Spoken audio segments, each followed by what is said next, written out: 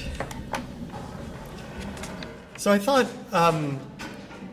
by way of closing the formal part of the conference, that I would just try to offer some off-the-cuff ideas that have come out of the really rich presentations that we've had here. I would like to underscore again for everybody that the way that we do things with IMTFI is we bring you all out, we bring the researchers out to give presentations pretty much at the midpoint and sometimes even at the beginning of your work. So what you've all heard have been works in progress, not completed final reports based on completed research. But even from the kind of tentative glimpses of provisional data that we've gotten so far, I think there have been some really fascinating learnings to come out of it. There's no way that I can summarize everything, but I'm just going to reflect a little bit about some of the things that kind of jumped out at me. And I might start with something that Jonathan Dunner said at the very end of the last panel, which is that what we were getting a real sense of was people's practices around objects and not just the objects themselves. In this case, you know, mobile or various kinds of money forms or various of the technologies that are used for storage or for transfer, whether a simple wooden or clay box or an internet connection or some kind of mobile point of sale device.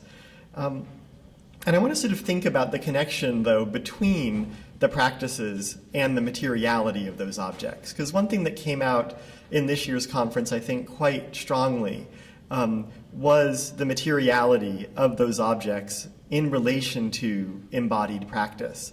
We got a really nice sense of that yesterday with some of the video, and then again today from some of the photographs and descriptions. And the materiality of experience, the materiality of practice around money seems to me to be something rather significant indeed. I recall the video from Mesfin yesterday in the open-air marketplace. This world of bags and baskets, of a different container for the money that comes from coffee and the money that comes from salt, a world of earmarking, but also very much a world of gesture and physicality and the way you call the guy back when he hasn't gotten his change or paid too much or paid too little.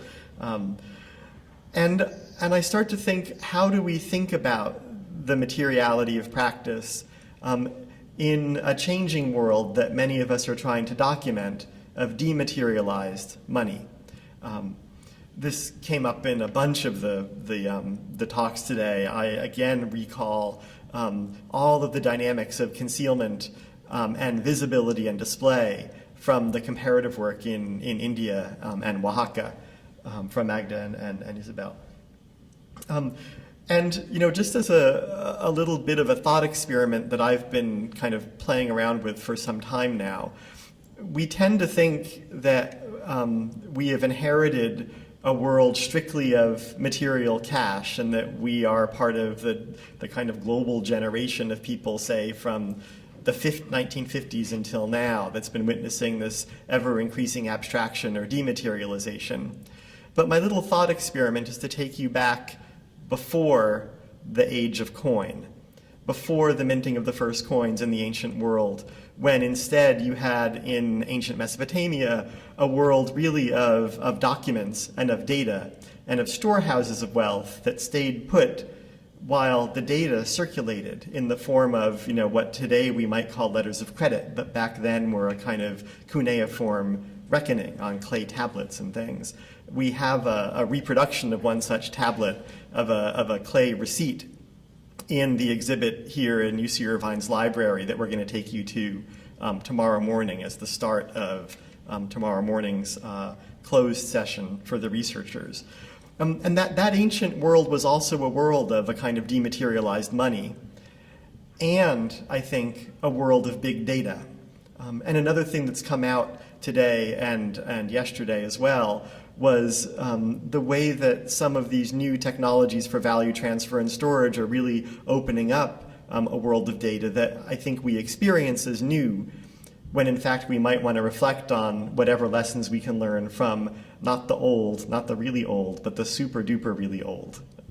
It may be that this is me coming from the disciplinary perspective of anthropology, and anthropology is a discipline without too much hubris. We claim all of humanity, past, present, and future, and even monkeys, right? That's all ours. But I think that gives me a certain license to talk about things like the practices of credit in a world where value was always in the storehouse, and instead what circulated were promises, was credit, so to speak. But then, a kind of a next theme is, even with something like mobile money, does money really dematerialize, and how, and for whom, and where? And here I think about all of the important work and thought on the tangibility of digital money coming out of Nduji and Jane's work, the tangibility of mobile money for the visually impaired, which maybe has lessons for all of the projects. Insofar as digital money is still a world of sound and a world of touch. I think that we can very easily slip into a discourse on revelation and concealment, but those are primarily visual metaphors, and maybe instead of thinking about kind of visibility and concealment, we can think about, I don't know, like open and closed boxes that one can sort of feel their way around in, or from within which one can hear the echoes off the sound, the sound waves reverberating from within the box, so you can tell if it's open or closed. This, of course, is also a world, as we were reminded today, of helpers, right? The tekongs in Indonesia, who are there to sort of assist, which contains, great promise for the people who are being helped, but also opens up another world of danger. We had this question restated a couple of times throughout the conference of, are we thinking about or looking at solutions in search of problems? And I think that there's sort of some answers have come up here about what the solutions are and what some of the problems are. Conceptually, I think we still have a problem, for instance, trying to understand trust. And there's been some really nice interventions over the past couple of days that I know have been jotted down in Liz Losh's blog and definitely have been captured in the Twitter feed. From papers, from Nasir's paper, from other papers that have pointed out that trust isn't a peer-to-peer affair. It's not an individual-to-individual thing. It's a thing that has to do with the group as a whole. There are, in Mulemi's talk, there are mobile economies of affection, which suggest something more than just individual affect, individual behavior, and individual drives, but something more collective. The question then, the next question for me is, how do we think about the nature of that collectivity? And it was really striking in the talks from Latin America how much collectivity in the state sometimes kind of co-align and sometimes don't, or different bits of the state co-align with other kinds of social collectivity, but other bits of the state do not. We raised the question in this context, at this conference in years past as well, to what extent we can think of the state as a driver for new modes of financial inclusion and new kinds of mobile financial services. Now I think we can start asking, which state? The state when? Which part of the state? Which part of the state when? How do we think about and how can we start studying what happens when we have different parts of the state at odds with each other, either at odds for real or at odds in a kind of temporal sense, because one part of the state might be up here and another part kind of lagging behind, trying to catch up and figure out what's going on. I also wanted to bring up what has come up again and again at this conference, which is sort of suspicion around both the financial inclusion agenda and a suspicion around digital money, whether it's mobile or otherwise. There was some wonderful material from all the papers that were presented here that really get at the core question of uptake and adoption and the proposition here for the client. And again, I think that we often talk about the proposition for the client, imagining the client as an individual, these talks have suggested that maybe we need to think a bit differently about that individual, think about groups, think about collectivities, and so on. The other thing I wanted to just kind of prefigure is one of the things we'll be doing in the closed session tomorrow is dividing you all up into groups. We actually have already divided you, but we're not telling you what groups you're all in until tomorrow. And we're going to get groups to think about the following kind of keywords or topics. I'm just going to tell you what they are right now, but I'm not going to tell you who's assigned to what. One is institutions.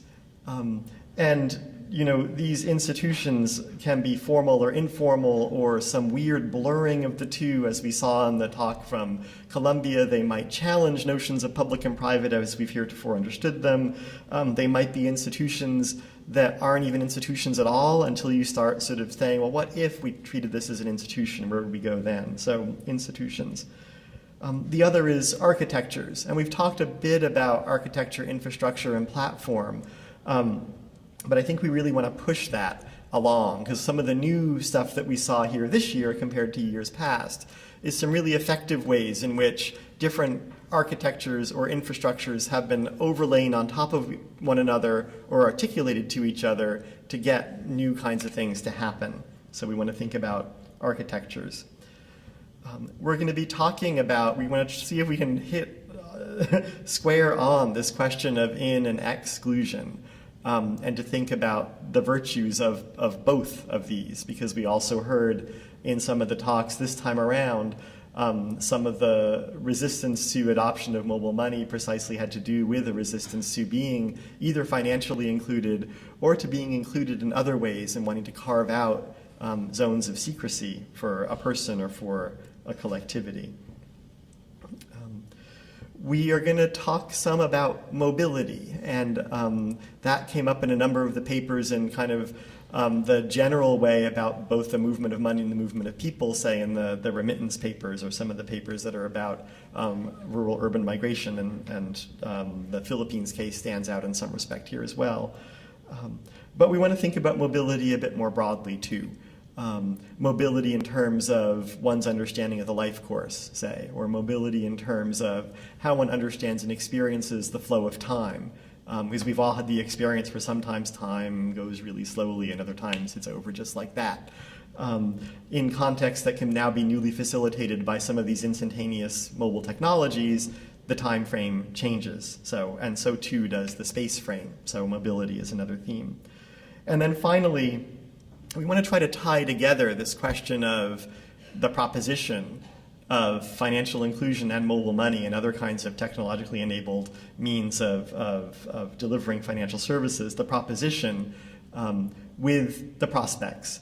I think that this year, compared to other years, we were all a lot more sober about the prospects, which comes from, I don't know if we can say anymore, as I think I certainly have been saying for the past 5 years, I don't think we can say anymore that it's still early days for mobile money.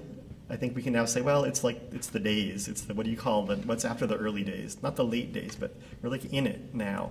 And the slog, I think, gets a little harder and one has to be a bit more clear-eyed about it, and I think that some of the papers today helped us think about that.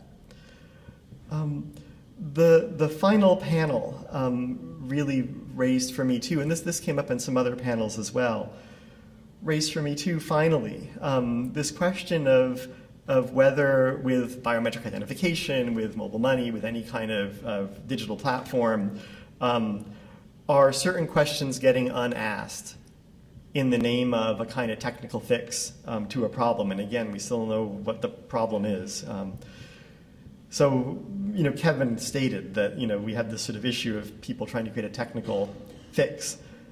And I think that what's interesting about the potential depoliticization of a technical approach to the world is that the worlds that we all are revealing for our various constituencies are very much worlds where people are always themselves fixing the techniques, right? Finding workarounds, hacking things together, building things anew, sort of with spit and gum, basically, trying to create new systems so that they can get their own things accomplished, so that they themselves can find ways of making do and getting by. So with that, those are my kind of concluding thoughts on where we've been. I first want to thank very, very heartily all of the researchers for your hard work and the hard work to come.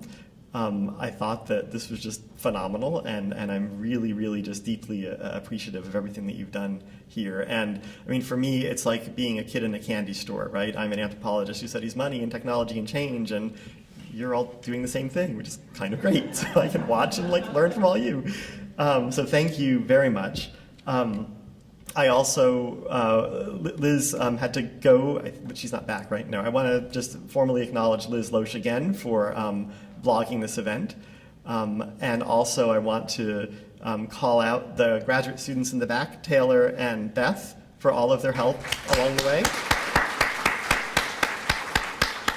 There's another graduate student who you met the first night and who you'll see again tomorrow, Robbie Kett, who's been helping facilitate the exhibit that you'll be seeing tomorrow. So a little round of applause for Robbie in absence. Smokey and Ivan are two new postdoctoral researchers for all their help, and they'll be doing some heavy lifting tomorrow, and you have to be nice to them when they lead you in like little exercises. You have to play along, okay? John Seaman in the back for all of his assistance with paperwork and finances and budgets and keeping things going. I want to recognize our technical team there in the back. I think I can see William, but Ian's gone. But those guys kept the video stream going. And how do you know how many people we had today? Probably not as many as yesterday, but you don't know. We'll find out. We'll let you know. Yesterday there were like 200 or so logins. The Student Center facilities folks, I think there's one left. we killed off the other ones. Is there anyone else I have to thank? Oh, yeah. And Jenny Fan, absolutely, for all of her assistance and help. Thank you so much. So what's going to happen now is there will be a little bit more mingle time, and at like a little before 5, buses are going to start to come to take you to hors d'oeuvres and dinner. I know some people are like really tired and want to go to bed. The restaurant is directly across the street from your hotel, okay? So you can always just like grab something and go to bed if that is necessary. And is there any other announcement, Jenny, that I have to? No? Okay. All right. And the dinner tonight is for the researchers and invited guests. We wish we could have everybody who came go to dinner, but we can't. And I should actually, on that note, I should also formally acknowledge and thank the Bill and Melinda Gates Foundation for their support, and Jake Kendall for coming down today to help us out with chairing the sessions. So. Thank you all very much. Please enjoy, relax, mingle, and I'll see you all at dinner.